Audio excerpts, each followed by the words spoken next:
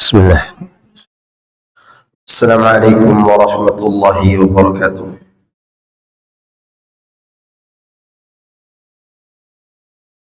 إن الحمد لله نحمده ونستعينه ونستغفره ونعوذ بالله من شرور أنفسنا ومن سيئات أعمالنا.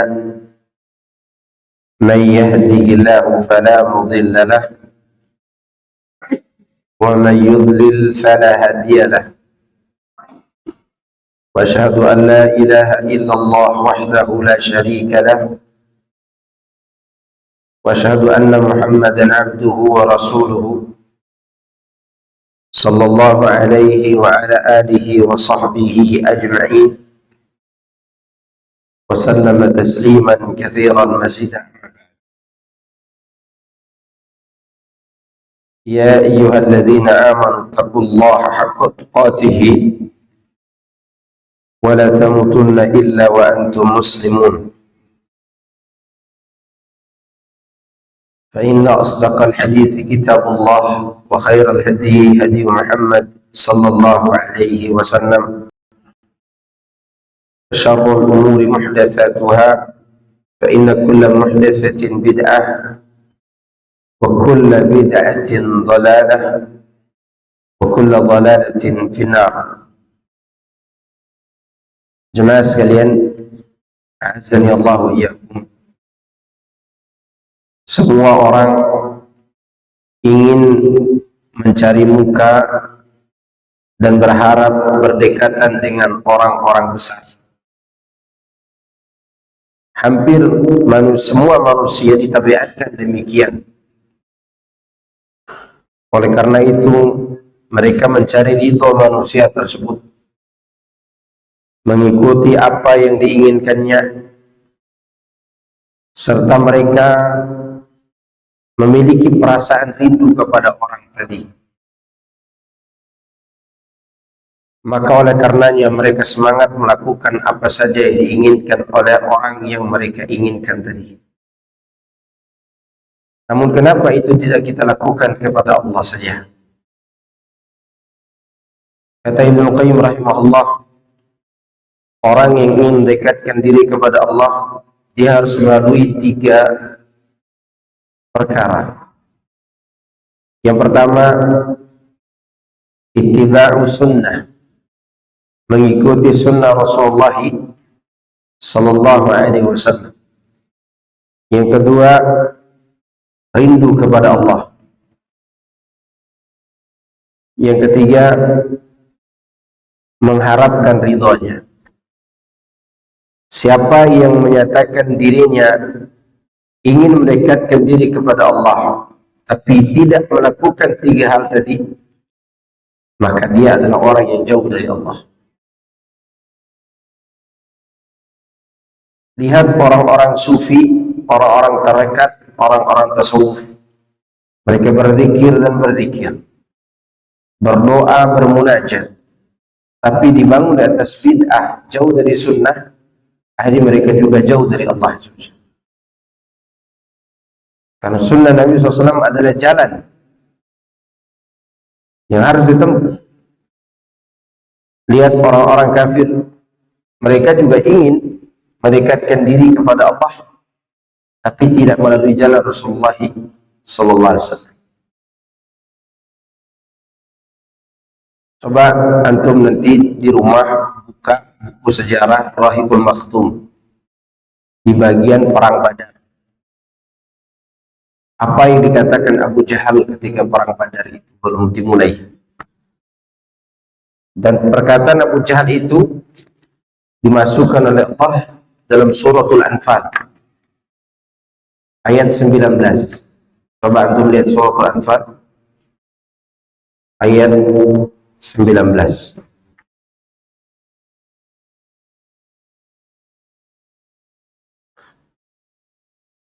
Di situ Allah katakan, in tastaftihu faqad ja'akumul fathu wa in intahu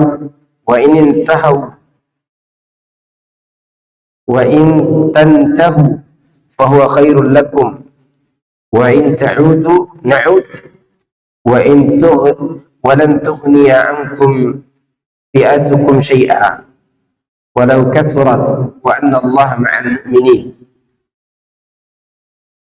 Kata Allah, jika kamu meminta keputusan, maka sesungguhnya keputusan itu telah datang kepadamu. Dan jika kamu berhenti memusuhi Rasul, maka itulah yang lebih baik bagimu. Dan jika kamu kembali, niscaya kami kembali memberi pertolongan.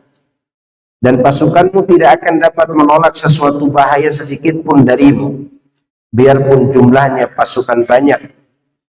Sungguh Allah beserta orang-orang yang beriman. Tahu antum ayat ini berkenaan dengan siapa? Abu Jahal. Abu Jahal waktu itu berdoa kepada Allah, meminta keputusan agar menghancurkan Rasulullah SAW. Karena Rasulullah SAW dianggap memutus tali silaturahmi. Rasulullah SAW dianggap merusak hubungan mereka. Dia minta kemenangan kepada Allah, al-fathu. Itu menunjukkan Abu Jahal punya keyakinan bahwa dia sedang mendekatkan diri kepada Allah. Apa perbedaannya dengan Muhammad SAW kalau begitu? Perbedaannya ada pada cara. Semua orang ingin mendekatkan diri kepada Allah kalau dia beragama, termasuk Abu Jahal. Tapi cara dia mendekatkan diri kepada Allah, dia menyelisih Muhammad SAW. Kita pun demikian, walaupun kita tidak sepangkat Abu Jahal, tidak sekufur Abu Jahal, minimal kita karena percikan perilaku Abu Jahal. Ingin mendekatkan diri kepada Allah, tapi menyelisih Muhammad SAW. Itu bahaya menyelisih sunnah Rasulullah SAW. Ya. Kita belajar dari situ bahwa mencari ridho, merindukan Allah tidak cukup. Tidak cukup. Harus dengan jalan yang ditentukan oleh Allah melalui Muhammad SAW. Baik. Sekarang kita masuk ayat 21. Ya.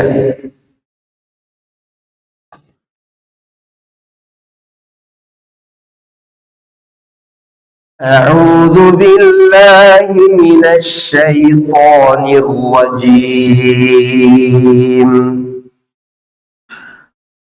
واذكر أخا عاد إذ أنذر قومه بالأحقاف وقد خلت النذر من بين يديه ومن خلفه ألا تعبدوا إلا الله إني أخاف عليكم عذاب يوم عظيم قالوا أجئتنا لتأفكنا عن آلهتنا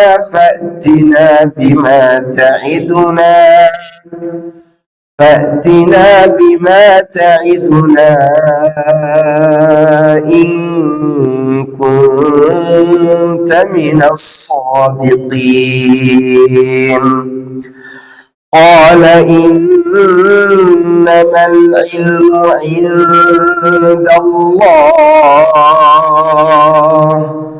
وأبلغكم ما أرسلت به ولكني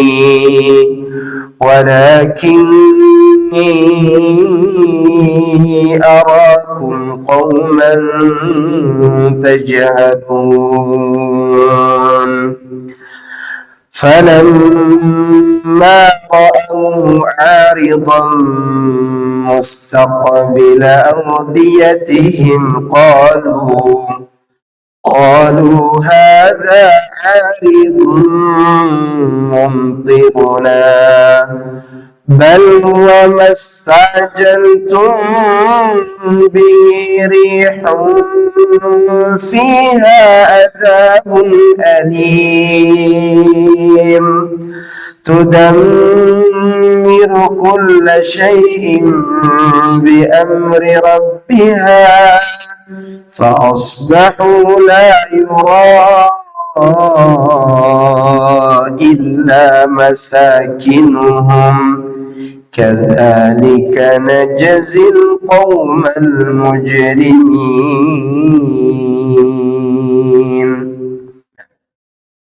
Dan ingatlah saudara kaum, yaitu ketika dia memberi peringatan kepada kaumnya di Al-Ahqaf, dan sesungguhnya telah terdahulu beberapa orang sebelum dan sesudahnya, dengan mengatakan, janganlah kamu beribadah kepada Allah, sesungguhnya aku khawatir kamu akan diterima azab dari yang besar.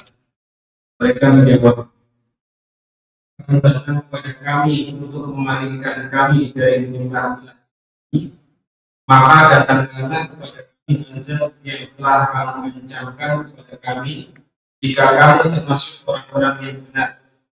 Dia berkata, sesungguhnya pengetahuan tentang itu hanya pada sisi Allah, dan aku hanya menyampaikan kepadamu apa yang aku diutus dengan membawanya. Tapi aku lihat kamu yang bodoh. Maka tatkala mereka melihat itu awan yang menuju barat mereka, berkatalah mereka, inilah awan yang akan menurunkan hujan kepada kami. Inilah awan yang akan menurunkan hujan kepada kami. Inilah awan yang akan menurunkan hujan kepada kami.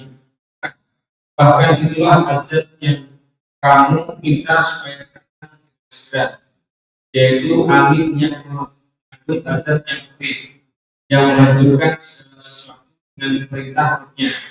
Maka jadilah mereka tidak ada yang kelihatan lagi kecuali bekas-bekas tempat tinggal mereka. Demikianlah kami memberi balasan kepada kaum yang berdosa. Allah pada ayat-ayat ini sedang menghibur Nabi Muhammad SAW atas kedustaan yang dilakukan oleh kaumnya, yaitu orang Quraisy. Bagaimana cara Allah menghibur? Diberikan cerita, diceritakan keadaan nabi-nabi sebelumnya yang didustakan oleh kaumnya. Kadang kita menghibur diri ketika dicaci maki orang dengan cara baca sejarah. Banyak orang-orang yang sering baca sejarah Nabi, sejarah para sahabat, dikatain Wahabi, dikatain apa, biasa aja, nggak baperan gitu. Kenapa? Karena ada orang yang diuji yang lebih daripada kita. Nah, itu hiburan sebenarnya. Orang yang beriman itu hiburannya baca sejarah. Makanya Rasulullah SAW pun ketika ada sahabat yang sedih, dihibur dengan sejarah. Sebagaimana beliau dihibur oleh Allah dengan bacakan apa? Sejarah.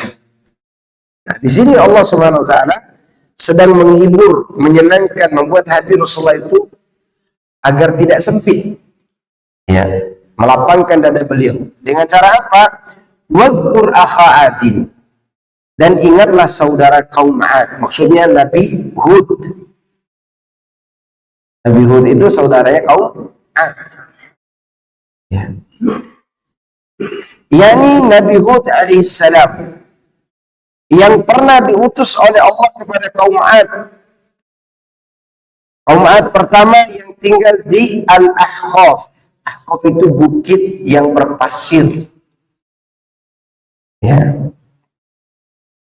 Demikian dikemukakan oleh Ibnu Zaid. Sedangkan Ikrimah mengungkapkan Al-Ahqaf di sini bermakna gunung-gunung yang bergua, ada guanya. Ya. Dalam idzada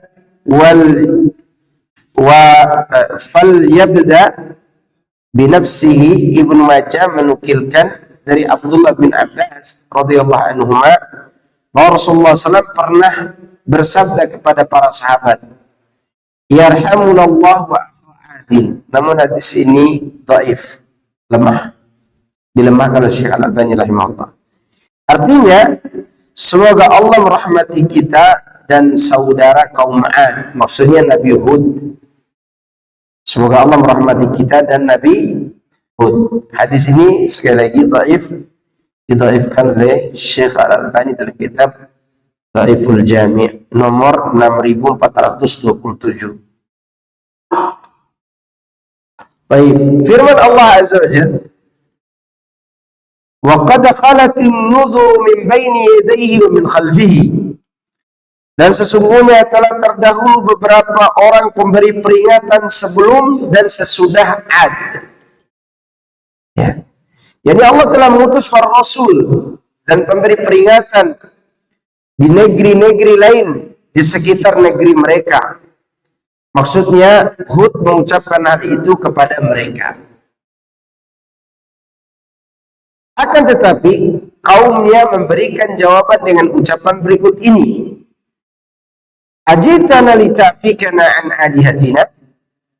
Apakah kamu datang kepada kami untuk memalingkan kami dari menyembah ilah-ilah kami? Maksudnya melarang kami menyembah sesembahan kami. Maksud mereka adalah, apakah kamu datang untuk menghalangi kami menyembah berhala-berhala ini? Maksud Tuhan-Tuhan kami ini.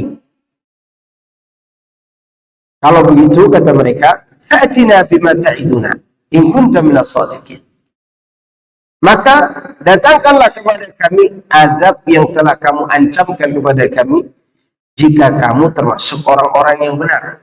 Nah, itu gaya-gaya ahli kebatilan itu.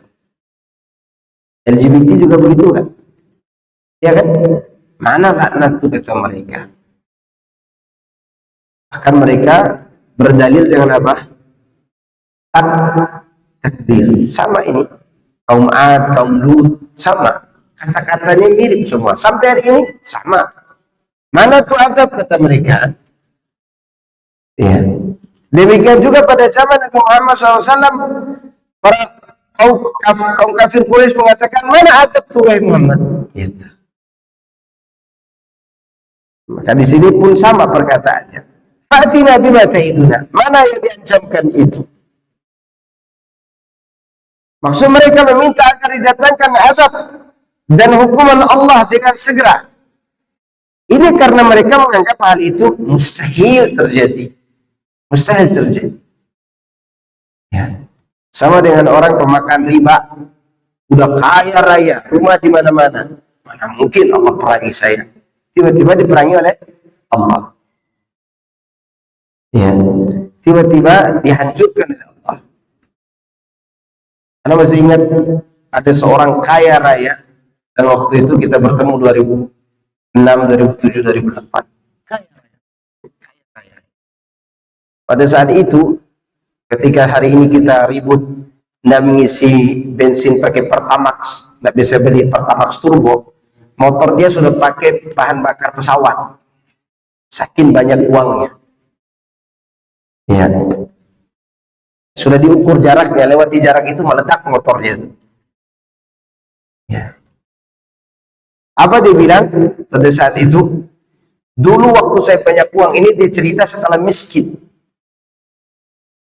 Setelah hancur semua, dihancurkan oleh Allah. Udah diingatkan oleh istrinya tentang Allah itu tidak tinggal diam karena banyak uang, main wanita, judi balap motor gitu.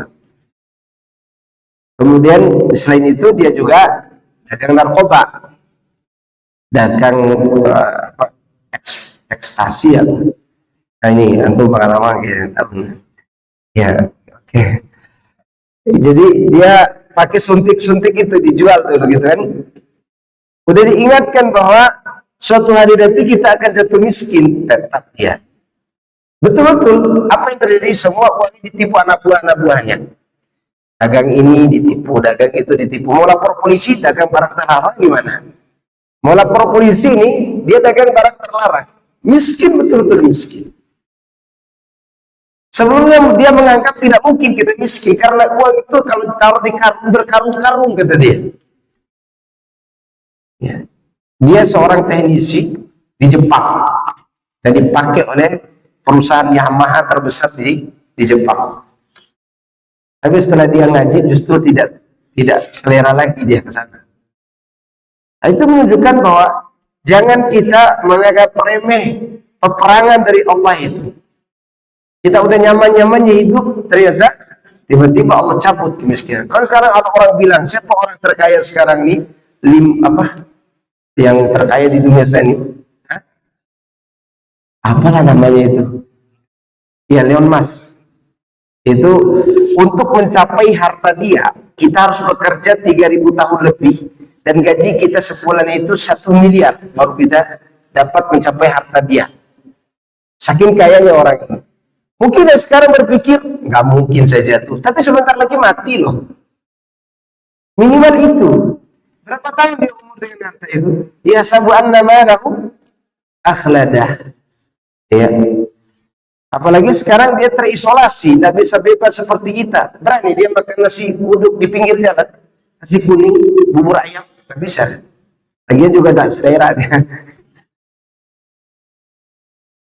Itu mengenai dunia. Jangan pernah kita menganggap saya ini lagi kuat. Allah tarik seketika habislah kita. Maka kaum Ad ini mengatakan mustahil, karena mereka waktu itu betul-betul kaya. Harta melimpah, emas di mana-mana. Bahkan mereka bisa membuat taman-taman yang indah, yang menyerupai, yang menandingi surga seperti yang disampaikan kaum Hud. Seperti yang disampaikan Nabi Hud. Mereka bikin surga itu. Mereka adakan wanita cantik sebagai pengganti bidadari-bidadari yang Allah kabarkan. Betul-betul mewah hidup mereka. Maka disebutkan tidak ada yang tersisa kecuali apa? Tempat ditinggalkan. Atau bekas tempat tinggal mereka. Lihat. Qala innamal ilmu indallah. Justru Nabi Hud mengatakan sesungguhnya pengetahuan tentang itu hanya pada sisi Allah. Karena Nabi Hud pun tidak berani mengatakan secara pasti kapan datangnya. Sebelum datang berita dari Allah. Ini Allah yang lebih mengetahui tentang diri kalian.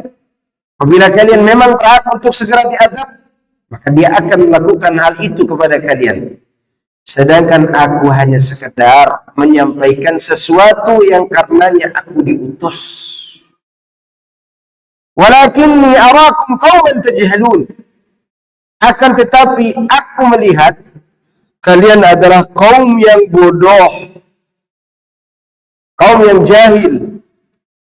Maksudnya di sini ialah kaum yang tidak berakal dan tidak pula memahami. Nah, ini sebagai bukti bahwa kebodohan itu tidak disyaratkan tidak cerdas. Orang cerdas belum tentu tidak bodoh. Karena kaum Ad itu secara cerdas di atas rata-rata. Ad itu, kaum itu sangat cerdas. Karena mereka bisa membuat ini dan itu, menghasilkan uang, menghasilkan ini dan itu dari kemewahan-kemewahan pada zaman itu. Tapi dikatakan kaum yang jahil karena mereka tidak memahami hak Allah dan tidak memahami tentang kehidupan yang sebenarnya, yaitu akhirat. Falamma ra'awhu 'aridan mustaqbila awdiyatihim, maka ketika mereka melihat aridon itu semacam awan hitam, maksudnya itu adalah azab, berupa awan yang menuju ke lembah-lembah mereka. Mereka berkeyakinan bahwa itu adalah awan yang datang membawa hujan kepada mereka, sehingga mereka pun merasa senang dan bergembira karenanya, di mana mereka ketika itu ditimpa kekeringan dan mereka sangat mengharapkan turunnya hujan. Semakin yakin mereka, wah ini kayaknya disebabkan karena kita mengingkari Hud nih, mau datang hujan nih. Padahal yang datang itu apa? Awal azab. Bal huwa mastajaltum bihi rihun fiha adzabun alim. Bahkan dia merupakan azab yang kamu minta supaya segera didatangkan, yaitu angin yang mengandung azab yang pedih. Maksudnya itulah azab yang dahulu pernah kalian minta. Maka datanglah atas kami azab yang kamu ancamkan jika kamu memang benar. Kan itu yang mereka minta sebelumnya. In kunta minas shadiqin. Lalu angin itu tudammiru, dia menghancurkan atau merusak kulla syai', segala sesuatu. yakni semua yang memang dapat hancur dari negeri mereka. Bi amri rabbiha, dengan perintah Rabbnya, yakni dengan izin Allah kepadanya. Angin itu tidak akan bergerak tanpa izin dari Allah. Sebagaimana firman Allah Jalla wa Ala berikut ini, ma tazaru min syai'in atat alaihi illa ja'alathu karramim. Angin itu tidak membiarkan sedikit pun yang dilandanya, melainkan dijadikannya seperti serbuk hancur, ya, yakni seperti sesuatu yang hancur lebur. Fasbahu la yura illa masakinuhum, maka jadilah mereka tidak ada yang kelihatan lagi kecuali bekas-bekas tempat tinggal mereka. Artinya semuanya hancur dan tidak ada yang tersisa. Kadzalika najzil qauman mujrimin, demikianlah kami memberi balasan kepada kaum yang berdosa. Artinya demikian ketetapan kami, yaitu Allah, bagi mereka yang mendustakan rasul-rasul kami serta melanggar perintah kami. Nah, ini yang harus kita berjaga diri darinya, bahwa orang-orang yang biasa mengingkari para rasul, mereka pasti akan diazab, pasti, ya. Atau orang-orang yang dia tidak mengingkari Rasulullah SAW tapi menolak ajarannya, pasti diazab. Diazab dengan azab yang pedih, baik pedihnya itu menimpa jasad atau menimpa hati, seperti adanya keraguan-raguan atau kebimbangan dalam beragama. Ini juga kepedihan karena biasa menentang Rasulullah Sallallahu Alaihi Wasallam. Gelisah padahal tidak terjadi apa-apa. Gelisah di masa depan, gelisah apa yang akan terjadi.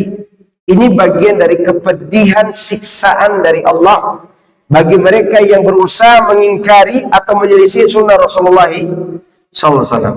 Hati-hati kita, ya.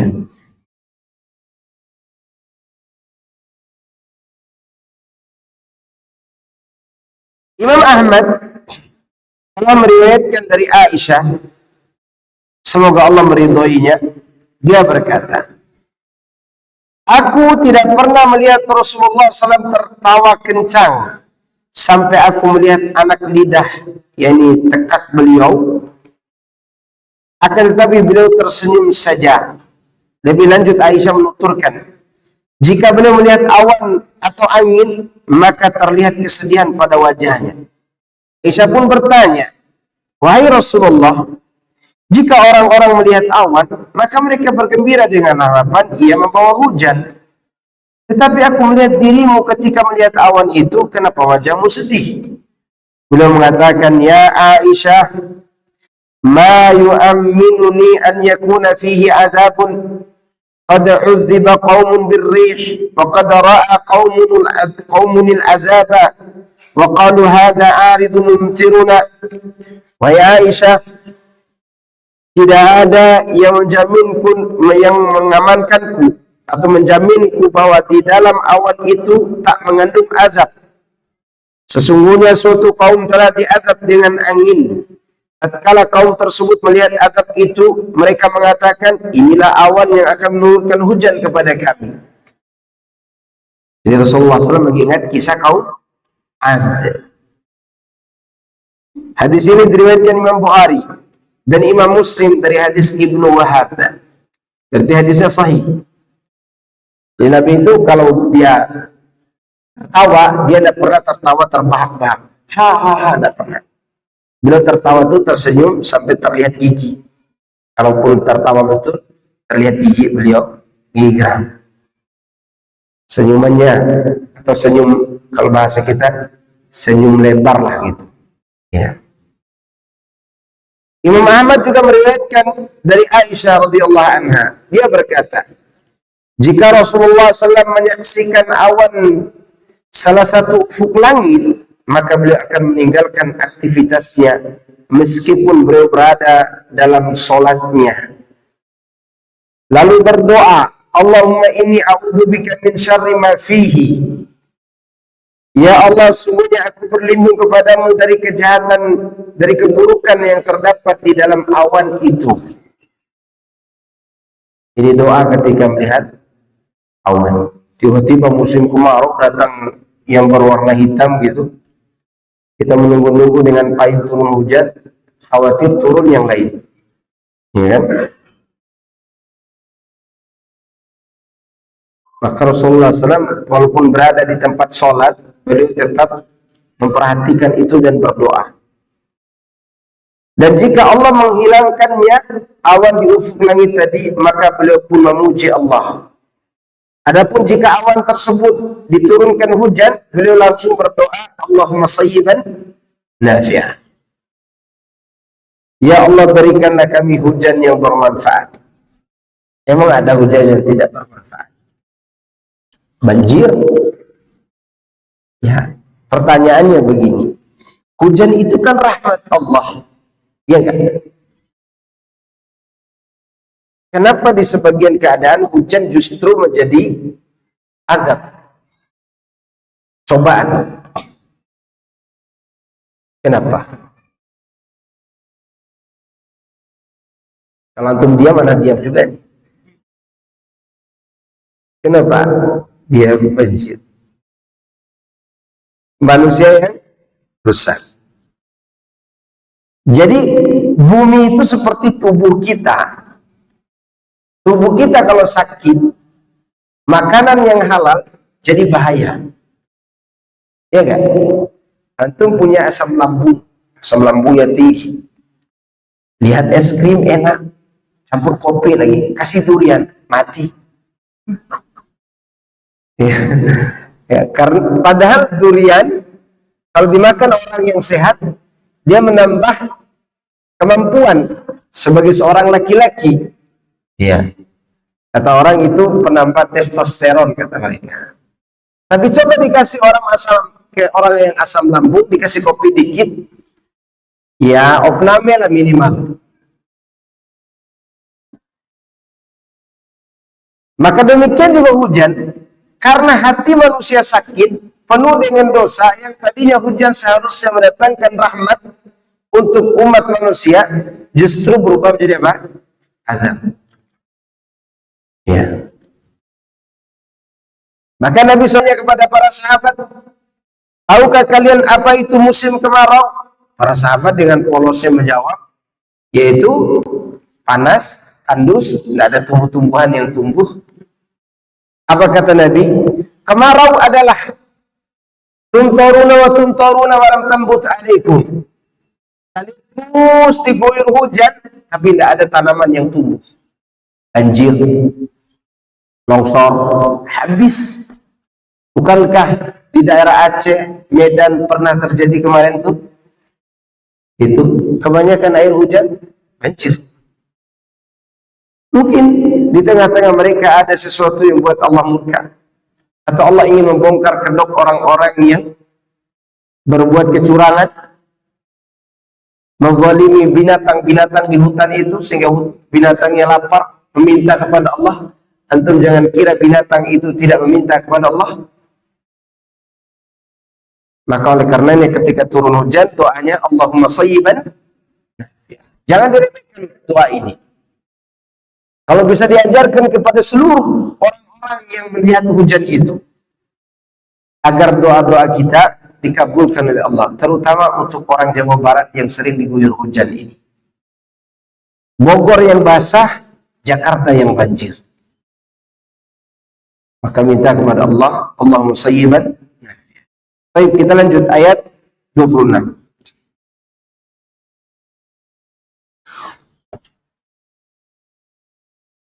A'udzu billahi minasy syaithanir rajim.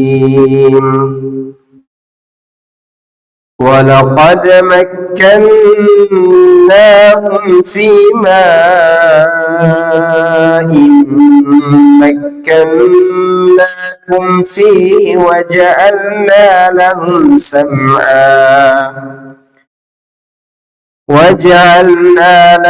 سَمْعًا وَأَبْصَارًا وَأَفْئِدَةً فَمَا أَغْنَى عَنْهُمْ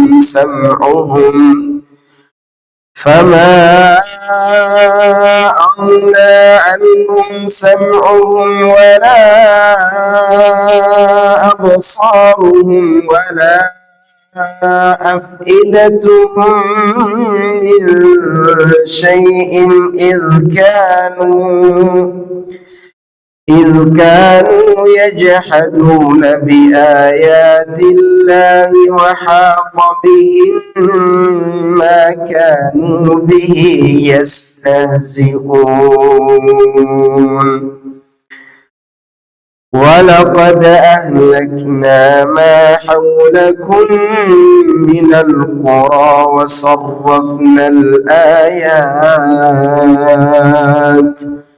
وَصَرَّفْنَا الْآيَاتِ لَعَلَّهُمْ يَرْجِعُونَ فَلَوْلَا نَصَرَهُمُ الَّذِينَ اتَّخَذُوا مِن دُونِ اللَّهِ قُرْبَانًا آلِهَةً بَلْ ضَلُّوا عَنْهُمْ وَذَلِكَ إِفْكُهُمْ وَمَا كَانُوا يَفْتَرُونَ. Dan sesungguhnya kami telah menentukan kehidupan mereka dan yang kami belum menentukan dan kami telah memberikan kepada mereka penglihatan dan hati, tapi pendengaran penglihatan mereka benar sedikit pun bagi mereka, dan mereka selalu mengingkari perintah Allah dan mereka telah diikuti oleh siksa yang dahulu mereka selalu memperolehkannya. Dan sesungguhnya kami telah membinasakan negeri-negeri di sekitarmu, dan kami telah mendatangkan tanda-tanda kebesaran kami berulang-ulang supaya mereka kembali kepada. Maka mengapa yang mereka selesaikan sebagai ilah untuk diri kepada Allah tidak dapat. Bahkan ilah-ilah itu katanya dari mereka, itulah akibat mereka.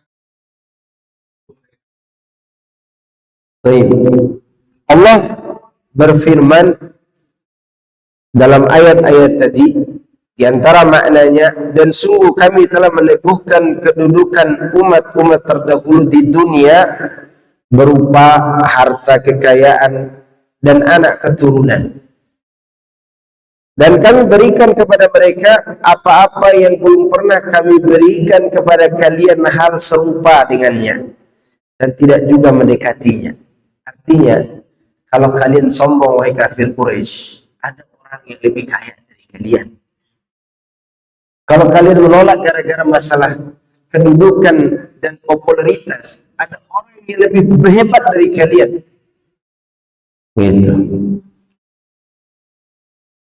Kemudian waja'alna lahum sam'an wa absara wa afidah.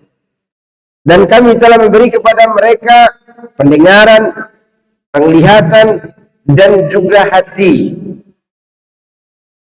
Akan tetapi semua itu fama aghna anhum sam'uhum. Akan tetapi pendengaran mereka, penglihatan mereka, hati mereka itu tidak berguna sedikit pun bagi mereka. Karena mereka selalu mengingkari ayat-ayat Allah dan mereka telah diliputi oleh siksa yang dahulu mereka selalu perolok-oloknya. Ayat ini sebagai pemahaman terbalik dari ayat 37 dari surat Qaf.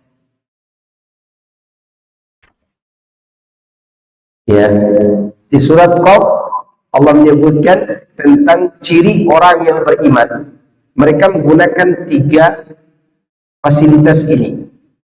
Inna fi dzalika ladzikra liman kana lahu qalbun aw alqa as-sam'a wa huwa syahid. Ini peringatan itu berguna bagi orang yang memiliki hati atau dia memasang pendengaran dan memperhatikan. Yang bermanfaat, yang bisa memanfaatkan ini siapa? Orang yang beriman, yang hatinya baik. Tapi bagi mereka yang memang membangkang, kata Allah, fama aghna anhum sam'uhum wala absaruhum wala afidatuhum min syai'in, sedikit pun tidak berguna. Dengaran, penglihatan, hati, ya. Kapan? Tatkala mereka menentang atau mengingkari, idh kanu yajhaduna bi ayatillah, tatkala mereka mengingkari ayat-ayat Allah, dan mereka diliputi oleh siksa yang dahulu mereka selalu memperolok-oloknya. Jadi kalau orang itu disampaikan azab gitu, seakan-akan dia main-main dengan azab itu.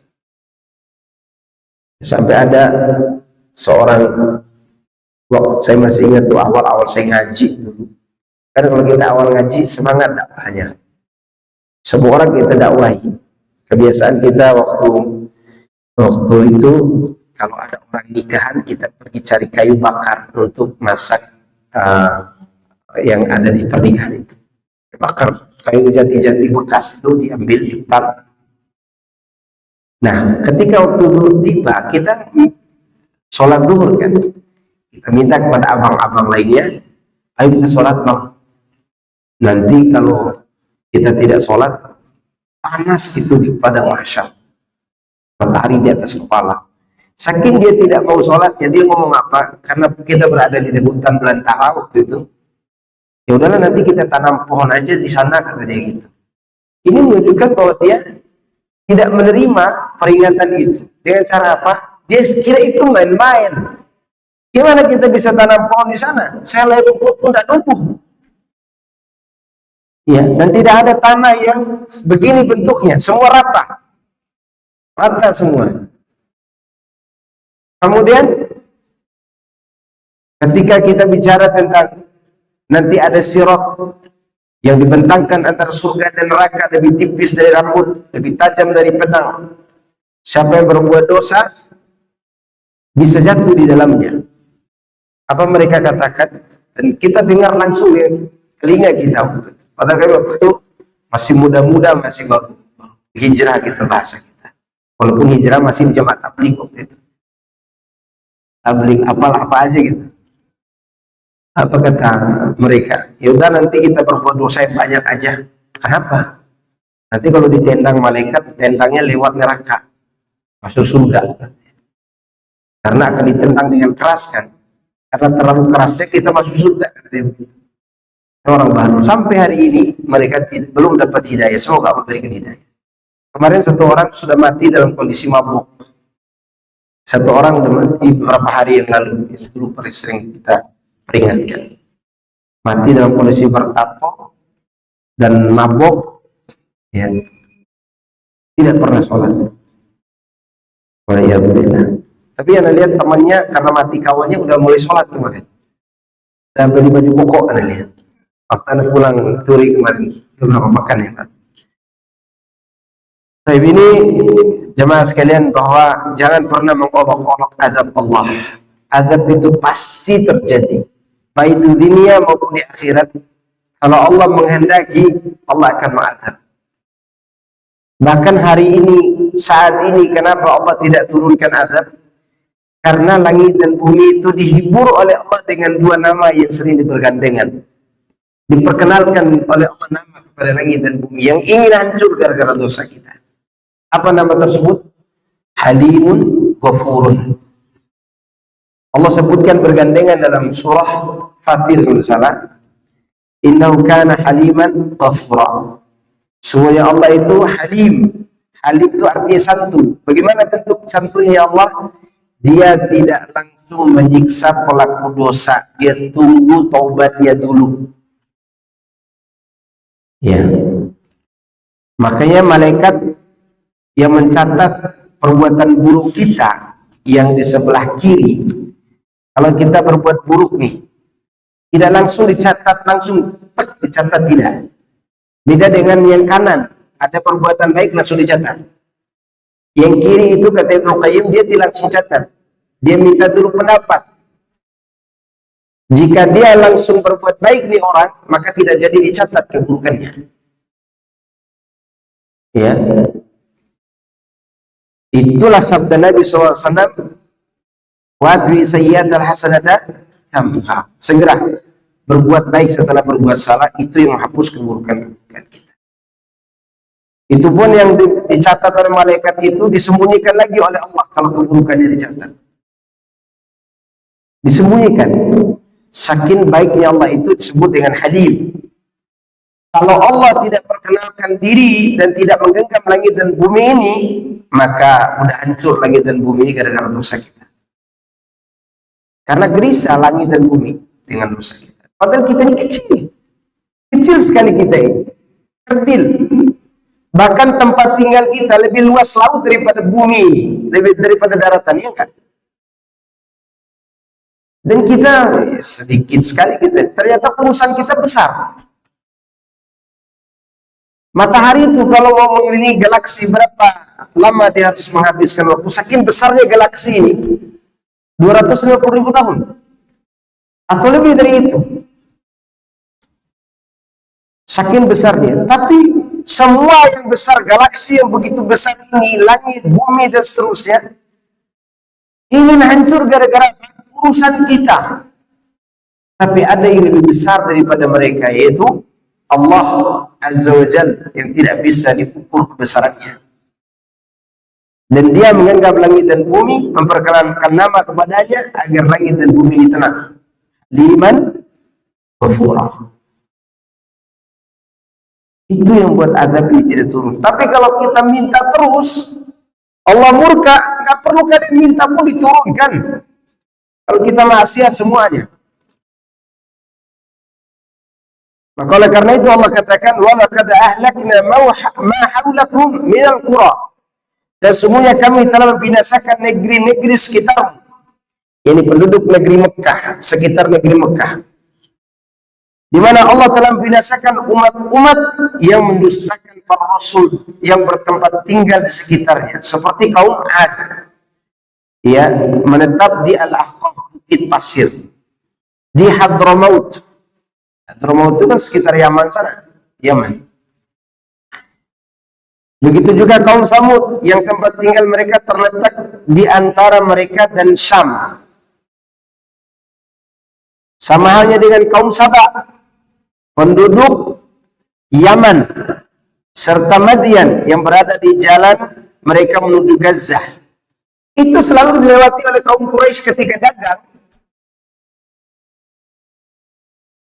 Kan Allah sudah singgung beberapa ayat sebelumnya, mereka melewati itu. Dan mereka yakin dengan cerita itu.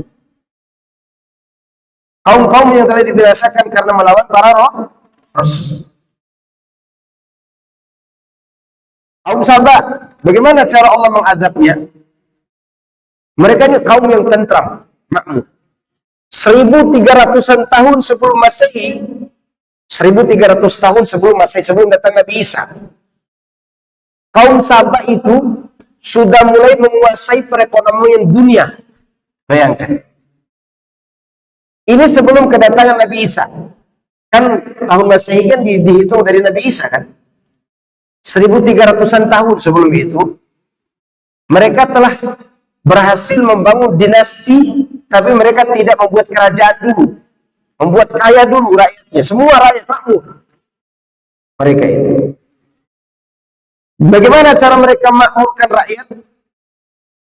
Di antara perkampungan mereka ada 2 parit besar yang mereka alirkan air. Dan berakhirnya mereka itu beberapa ratus tahun setelah Nabi Isa diutus. Karena mereka sombong dengan apa? Dengan kekayaan dan jarak dagang yang dekat, keuntungan yang banyak. Kaum ini. Bahkan mereka mengatakan kepada Nabi mereka, kalau kalian benar, ya udah datangkan kepada para pemberi peringatan. Mereka katakan, jauhkan jarak kami, beritahu Tuhanmu. Kalau Tuhanmu berani, mampu, jauhkan jarak kami, kata mereka. Betul-betul kaya. Orang kalau udah kaya begitu, menganggap nggak mungkin seperti kita ceritakan tadi. Mungkin harta kaum Sabah ini lebih kaya daripada leonan emas. Kan mungkin mereka mengatakan ini, jangan kata 7 keturunan. Mungkin 70 keturunan udah habis-habis nih harta. Orang mereka kaya sejak 1000 tahun sebelum Nabi Isa diutus. Ya kan? Mereka sombong, mereka angkuh, mereka katakan datangkan, jauhkan jarak kami. Kata Allah, famazzaqnahum. Kami cabik-cabik mereka itu. Coba lihat surah Sabah. Antum kalau mau lihat cerita di kaum ini, kaum kaya raya ini. Surah Sabah ayat 30-an. Ya. Setelah surat Al-Ahzab. Laqad kana li sab'in fi maskanihim ayah. Lihat gaya kekayaan mereka. Sungguh bagi kaum Sabah ada tanda kebesaran Allah di tempat tinggal mereka. Jannatani an yamini wa shimal, yaitu adanya 2 perkebunan di antara kampung mereka, sebelah kanan dan sebelah kiri. Kulu min rizki rabbikum washkurulah, makanlah dari rezeki Rabbmu dan bersyukurlah kepada-Mu. Maksudnya bertauhidlah kepada Allah. Ini yang mereka tolak tuh. Baldatun thayyibah wa rabbun ghafur. Mereka memiliki baldah, negeri yang baik, negeri yang thayyibah, dan juga Rabb yang Maha Pengampun. Nanti antum baca tafsir Sa'di, lebih ringkasnya baca tafsir Sa'di. Cerita ringkasnya ada di sana. Kalau kita baca ke tafsir Ibnu Katsir agak panjang. Di tafsir As-Sa'di disebutkan antara rumah mereka itu, kampung mereka, di sebelah kanan ada kebun, sebelah kiri ada kebun. Mereka berhasil membuat bendungan di antara bukit-bukit, sehingga air itu tidak pernah kering, selalu mengairi kebun mereka. Kampung mereka selalu hijau. Musim hujan datang, air tertampung. Musim kemarau tiba, air tetap ada. Kapanpun mereka mau bertani, air bisa diirigasi dari situ. Irigasi datang dari situ. Nah, bendungan yang kokoh ini mereka sombongkan. Ya, bayangkan bendungannya kokoh sebelum ada besi baja sekarang ini. Mungkin waktu itu sudah ada. Mereka gunakan juga. Bisa nggak antum pikirkan gimana cara mereka bangun? Ya kan? Kokoh, betul-betul kokoh. Antara gunung-gunung itu mereka buat bangunan supaya menampung air. Nah, itulah yang Allah hancurkan sehingga kampung mereka hancur, kebun mereka hancur. Allah hancurkan apanya? Bendungannya ini hancurkan oleh Allah. Gitu. Maka hati-hati, kita yang di Bogor yang makmur ini ada bendungan di sana. Di mana? Katulampa. Katulampa ya. Di Katulampa itu bendungan. Itu kalau naik sedikit itu udah pada meriang itu orang-orang Jakarta itu. Bagaimana kalau hancur? Iya, dari atas Bogor datang banjir bandang, dari laut air sudah segini tingginya. Kalau kemarin jalan-jalan ke pinggir laut Jakarta Utara itu, segini tinggi laut, anak jalan di sini. Jadi kita sudah di bawah laut. Macam-macam dikit lagi, tinggal diizinkan laut itu membanjiri Jakarta. Ya. Bukan hanya utara, mungkin sampai ke Bogor nanti. Ini laut kalau diizinkan Allah mengamuk. Oh ya subhanallah, demikianlah Allah menghancurkan kaum-kaum ini. Maka hati-hati kita. Dulu kaum sahabat itu demikian, makmurnya luar biasa. Dan semua itu sebagai pelajaran bagi kita.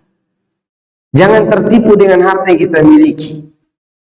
Mengatakan tidak mungkin kita jatuh. Allah Subhanahu wa ta'ala itu Maha Kuat. Ya, kapan aja dia bisa cabut. Maka kalau antum dikasih harta oleh Allah, lalu ada kerabat yang butuh bantu. Ya, ajib ya, kadang kita lihat ya, dalam keluarga ya, adik kakak 5-6 orang, pasti ada orang yang kaya sekali, sangat kaya di antara mereka gitu. Artinya punya uang lebih banyak daripada saudaranya. Di antara mereka ada yang tidak punya sama sekali. Nah, ini ujian buat yang kaya ini. Sebenarnya Allah titip harta itu melalui yang ini untuk yang ini. Kadang kita lupa kalau itu titipan Allah. Antum tahu kalau kita tidak menunaikannya, Allah bisa cabut dari kita dan dikasih ke orang lain. Itu juga termasuk yang harus kita awasi. Maka antum lihat kerabat antum yang paling miskin siapa? Pulang kampung itu yang antum cari pertama kali. Entah dia saudara kandung, entah dia sepupu, atau paman, atau siapa, antum cari dulu. Siapa tahu Allah berikan kemudahan antum di Jakarta ini karena ada harta mereka yang Allah titipkan kepada antum. Dan jangan katakan ini usaha saya. Ya.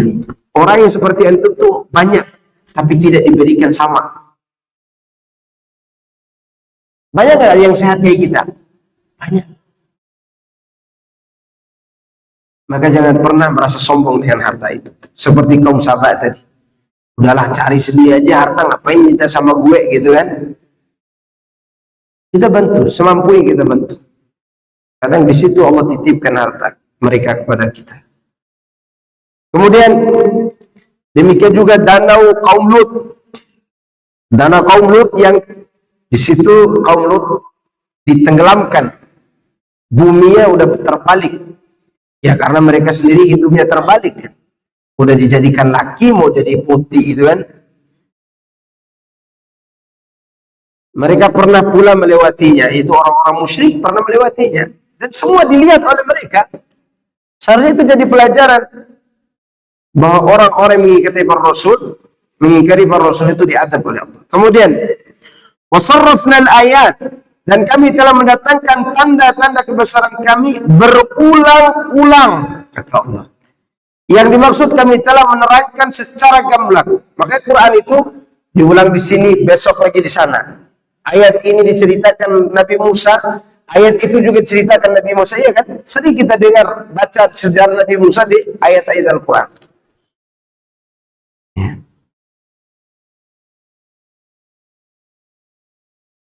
La'allahum yarji'un, supaya mereka kembali bertaubat. Falaula nasrahumul ladzina ittakhadhu min dunillahi qurbanan aliha, maka mengapa yang mereka sembah selain Allah sebagai ilah untuk mendekatkan diri mereka kepada Allah tidak dapat menolong mereka?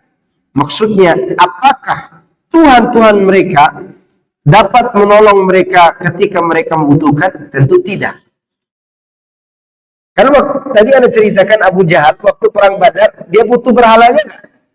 Enggak, dia butuh Tuhan. Butuh kepada Allah. Abu Jahal meminta kepada Allah. Orang ini Rasulullah SAW telah memutus tali silaturahmi. Berikan keputusan antara aku dengannya. Bahkan dia minta agar Allah menghancurkan Rasulullah SAW. Dibalas oleh Allah dengan surat Al-Anfal ayat 19 tadi. Agar dia pulang. Sebenarnya itu dikabulkan oleh Allah doanya. Agar dia pulang. Nggak mau dia. Orang yang menyampaikan ayat ini Muhammad juga kan. Ini kata-kata dia nih. Gitu. Sallallahu alaihi wasallam. Itu Abu Jahal. Tujuannya agar kembali kepada kebenaran. Kita melihat kejadian-kejadian yang ada. Seharusnya orang-orang boti di Indonesia ini mengambil pelajaran dengan kejadian yang ada kalau salah di Brazil atau Meksiko itu. Yang mereka lagi beracara ribuan boti. Tiba-tiba datang angin mengguncangkan gedung itu, mati. Ada ribuan yang mati itu. Sekarang mereka lagi pesta pora ini di Indonesia nih, yang ada di, kalau salah kemarin di mana? Kerawang ya? Yang pesta pora boti-boti itu. Dan di puncak juga. Ini orang-orang yang seharusnya dibinasakan, karena tidak bisa lagi dibina, harus dibinasakan. Maka sama Rasulullah SAW, kalau ada orang kayak gini, dihukum mati langsung. Gimana cara hukum matinya? Ditaruh di atas gedung yang paling tinggi, kepala di bawah diterjunkan. Biar yang lainnya pensiun jadi boti. Karena boti-boti ini berbahaya untuk generasi kita. Antum bayangkan kalau laki-laki semuanya bencong. Waliyadzubillah, semoga Allah jauhkan kita dari sifat buruk ini. Dan mereka ini lebih kejam kalau memperkosa. Makanya penyakit AIDS yang terbanyak di Indonesia ini 70% lebih, 75% penyakit AIDS itu terjadi bukan karena zina laki dan perempuan yang paling banyak, tapi karena boti-boti ini. Sisanya karena zina dan juga karena narkoba. Ini berbahaya kemunculan orang-orang ini. Makanya kita harus terus berbicara walaupun kita dicaci maki orang. Minimal ucapan kita menghalangi turunnya azab. Baik. Mereka itu tidak akan bisa ditolong oleh berhala-berhalanya. Nah, ini ada pelajaran bahwa mereka orang-orang kafir ini menyembah berhala tujuannya untuk mendekatkan diri kepada Allah. Semua orang yang menyembah selain Allah tujuannya itu, tapi itu adalah kebatilan. Bal dallu anhum, bahkan berhala-berhala itu telah lenyap dari mereka. Artinya ialah ya, pergi dari mereka karena lebih membutuhkan daripada mereka sendiri. Andaikan berhalanya itu jin, jin itu lari. Emangnya jin ikut perang Badar?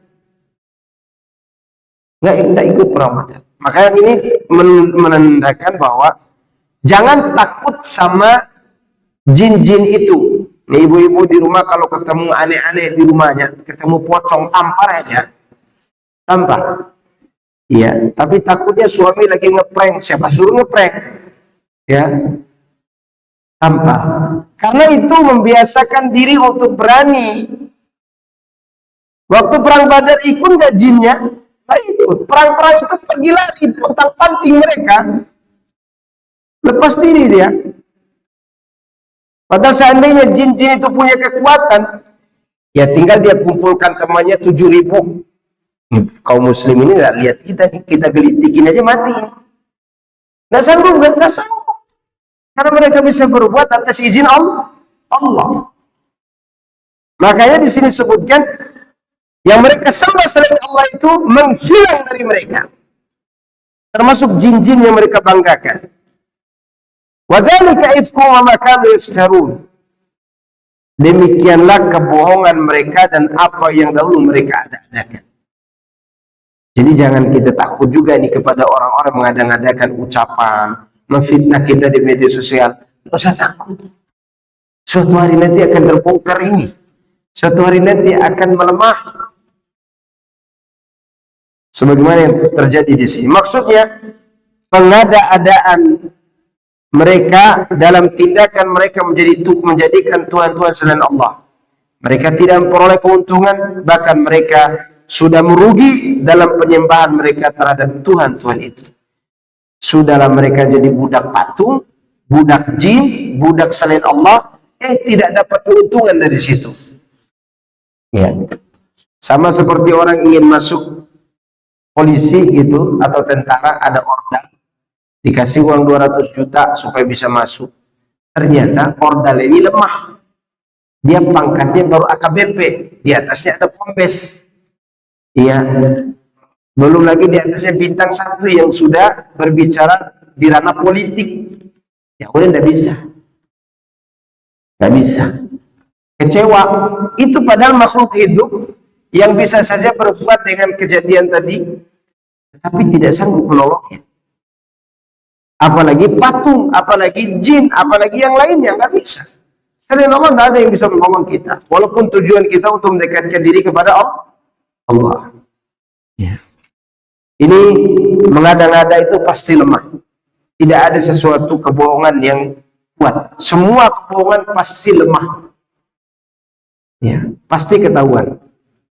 Makanya kalau ada orang suka bohong atas nama Allah, nama Rasulullah SAW, lama-lama ketahuan juga dia berbohong. Contoh siapa? Mirza Ghulam Ahmad pernah menipu donatur se-India atau di India, donatur Muslim. Karena waktu itu jarang-jarang ada dai yang membantah Nasrani dan Hindu kecuali Mirza. Dia gunakan itu untuk menipu orang-orang Islam. Uang donatur itu ngumpul ke dia semua. Tapi kedoknya dibongkar oleh Allah ketika dia mengatakan dirinya wali, dirinya nabi. Akhirnya orang-orang mengingkarinya dan dia mati kolera dan mencret. Ya, mencret. Ada nabi di dunia yang mati mencret kira dia? Nggak ada. Mereka seharusnya dia dipanggil nabi mencret, nabi palsu ini. Mati kolera dia. Karena dia berdusta atas nama Allah. Sekarang yang habaib-habaib yang dusta-dusta ini mulai ketahuan kan? Kuburan dusta mulai ketahuan kan? Mulai. Setidaknya yang paling tahu tentang mereka tangan kanan dan tangan kirinya tahu dustanya. Ada yang bertobat, ada yang masih menikmati fulusnya. Saya pernah didatangi oleh beberapa orang mantan anak buah habaib gitu. Satu orang pernah datang dulu sembunyi-sembunyi. Saya ini ajudannya katanya. Saya orang dekatnya, Ustaz. Ya. Terus saya tanya ke dia, kenapa ente tidak cium tangan anak? Kamu udah tobat, Ustaz. Dan cium tangan bolak-balik kalau Habib. Gitu kan. Kata dia, itu kalau dia demo Ustaz, uang dari politikus luar biasa. Dia sebenarnya mau mencari kekayaan dengan demo atas nama agama. Itu yang buat saya meninggalkan dia. Siapa minimal yang tahu kedoknya? Orang dekat. Orang dekat tahu kedoknya. Satu lagi, dia melihat tokohnya itu nggak sholat zuhur, nggak sholat asar, nggak sholat maghrib, main piano. Ajudannya sholat, pulang sholat dia masih main piano. Asar sholat masih main piano. Gimana? Terus dalilnya sholatnya dirapel nanti waktu isya aja. Jamak rapel. Ada jamak rapel di sini? Nggak ada. Jamak itu cuma 3. Jamak takdim, jamak takhir, dan jamak suri. Tahu jamak suri nggak tuh? Tahu jamak suri? Nggak tahu juga. Dikasih tahu nggak? Jamak suri itu contohnya dilakukan oleh ibu-ibu di rumah yang sakit atau kita yang sakit, yaitu melakukan sholat zuhur menjelang asar. Sehingga ketika kita sholat di waktu yang masing-masing, tapi waktu yang awal diakhirkan. Beda dengan jamak takhir sudah masuk waktu berikutnya. Biasanya kita lihat jam tinggal 5 menit lagi azan zuhur atau 10 menit lagi azan asar gitu, tapi masih waktu zuhur. Maka sholat zuhur di akhir waktunya, begitu asar masuk kita langsung sholat asar di waktunya yang awal. Paham kan? Ini namanya jamak apa? Suri. Ya, mungkin diambil dari mati suri. Ini jamak suri namanya. Cukup ya, ini yang bisa saya sampaikan di pertemuan kita di siang hari ini. Semoga Allah berikan taufik dan kelurusan bagi kita semuanya. Semoga Allah membimbing hati kita untuk selalu berniat mencari ridho, merindukan serta ingin mengikuti sunnah Rasulullah SAW. Semoga Al-Quran yang kita pelajari ini Allah berikan manfaat kepada kita melaluinya, dan tidak ada lagi yang menyejukkan hati dan menerangkan dada melebihi ayat-ayat Al-Quran yang Allah turunkan kepada Rasulullah Sallallahu Alaihi Wasallam. Nah, ada pertanyaan silakan.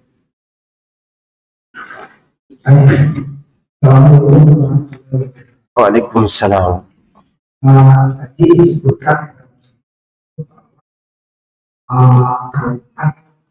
habis terus selanjutnya yang digunakan Tidak ada. Itulah Arab Aribah namanya. Arab Baidah. Arab itu kan ada 3 dan pernah saya sampaikan. Baidah, Aribah, Musta'ribah. Baidah itu kaum-kaum yang besar, Judais, Imlaq, Ad, Thamud. Itu betul-betul seketurunannya dihabiskan. Udah tidak ada puing-puingnya, maksudnya tidak ada sisa keturunan mereka. Fisik mereka besar, gagah, banyak anak. Itu membuat mereka angkuh. anaknya banyak, hartanya banyak, gagah tubuhnya, mereka menganggap tak mungkin kami diazab. Karena apa yang terjadi? Kalau kaum Sabah ada, karena dia masuk dalam Arab Aribah, Arab Yaman. Ya, betul kata itu. Nah, ada yang teruskan. Bayangkan kalau mereka hidup, kaum Samud misalnya, satu aja yang hidup jadi preman di Tanah Abang, nggak bisa kita belanja. Besar, tinggi, ke raksasa kan. Kaum Imlak, Judais. Ya. Kalau ada cerita dulu waktu kita kecil, film raksasa, manusia raksasa memang ada. Besar-besar memang. Cukup? Karena jawabnya ini ya. Ustaz, jika ada satu keluarga yang anaknya ada 5 orang, anak yang pertama masih tetap beragama Islam, sedangkan 4 yang lainnya murtad. Orang tuanya sebelum meninggal berwasiat bahwa anak yang murtad tidak mendapatkan harta warisan. Bagaimana anak yang beragama Islam bersikap karena keempat anaknya tidak mau menerima keputusan itu? Mereka memang sudah diharamkan warisan. Di antara pemutus warisan membunuh orang tua atau pemilik harta. Yang kedua murtad, beda agama. Dan ini bukan hanya berlaku kepada anak-anak dan orang tua. Bahkan berlaku kepada suami istri. Bahkan Imam Ahmad lebih keras masalah ini. Suami tidak sholat, istri sholat. Hukumnya bukan hanya warisan yang tidak didapatkan, istrinya pun otomatis cerai dan jatuh talak. Apalagi ini murtad, nyata murtad. Dia tidak dapat warisan sama sekali, wasiat pun tidak. Betul orang tuanya, bukan hanya seandainya orang tuanya tidak membuat wasiat, sudah sah tidak diterimanya warisan itu dari orang tua. Ya, ini murtad murni lagi. Orang yang tidak sholat aja nggak dapat warisan menurut mazhab Hambali. Walaupun pendapat yang benar dirinci dalam mazhab Syafi'i. Tapi saya sengaja menyampaikan pendapat mazhab Hambali ini agar kita lebih berhati-hati. Gitu, Ikhwan. Keputusan ini tidak diterima, ya tidak akan diterima karena mereka maunya dapat enaknya, meninggalkan agama Islam. Betul, ini wasiat harus dipertahankan. Bagaimana menyikapi ketika ada orang yang mengingatkan keburukan kita dahulu? Apakah itu menunjukkan taubat kita belum sungguh-sungguh? Mohon menasihati. Bersyukurlah karena ada orang yang mau mengingatkan kita. Yang berbahaya itu kalau kita tidak mau menerima peringatan orang. Tapi orang itu sambil ngejek-ngejek kita, tidak apa-apa. Dosanya bagi dia kalau dia mau ngejek kita dengan dosa itu. Tetapi kita yang tahu bahwa diri kita salah, bertobat kepada Allah. Bagus. Contoh mana? Nabi SAW pernah dibuli oleh orang-orang kafir Quraisy, kafir Yahudi dan Nasrani. Dibuli karena perilaku para sahabatnya masih berbuat salah. Dan Nabi tidak melakukan hal itu, tapi sahabatnya yang berbuat salah. Apa kesalahan para sahabat waktu itu? Mereka masih mengatakan, Masya Allah wa sya'a Muhammad. Masya Allah, kehendak Allah dan kehendak Muhammad. Waktu itu para sahabat, ada yang memimpin, ada yang mimpi, ada yang langsung menasihati Yahudi dan Nasrani. Kalian wahai Yahudi akan menjadi umat terbaik kalau kalian tidak mengatakan Uzair sebagai anak Tuhan.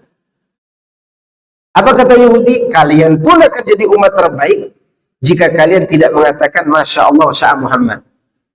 Dibuli balik. Jadi Yahudi ini ingin membenarkan keburukannya dengan cara mencari kesalahan para sahabat. Nasrani pun demikian, dikatakan oleh para sahabat, kalian akan menjadi umat terbaik wahai Nasrani kalau kalian tidak mengatakan Isa sebagai anak Tuhan. Kata mereka, kalian pun jadi umat terbaik kalau kalian tidak mengatakan Masya Allah wa sya'a Muhammad. Mendengar hal itu, Nabi SAW pun mengumumkan larangan mengucapkan Masya Allah wa sya'a Muhammad. Karena itu pemicu kepada kesyirikan. Nabi menerima kan nasihat itu? Menerima. Walaupun Yahudi dan Nasrani memberi nasihat balik itu dalam rangka membuli atau ingin membenarkan kesalahan mereka sendiri. dengan cara mencari-cari kesalahan Rasulullah dan para sahabatnya. Nah, kita begitu harus bersikap. Betul kata-kata Imam Syafi'i, siapa yang menasihati aku secara umum, maka aku tidak akan menerima. Betul. Tapi pertanyaannya, yang antum ikut Imam Syafi'i atau Muhammad SAW? Kalau kita mengatakan itu bertentangan, tentu Rasulullah dulu, ikuti adab Rasulullah SAW. Walaupun kita setelah itu yang menasihati, jangan nasihati orang depan umum. Tapi kalau mengingatkannya pelan-pelan, dulu kamu begini. Ya. Maka bertobatlah. Maka tobat kepada Allah. Bersyukur ada orang yang mau mengingatkan. Ya, bersyukur ada orang yang mau mengingatkan. Barakallahu fikum. Ada lagi? Cukupkah? Subhanakallahumma wa bihamdika. Asyhadu an la ilaha illa anta astaghfiruka wa atubu ilaik. Assalamualaikum warahmatullahi wabarakatuh.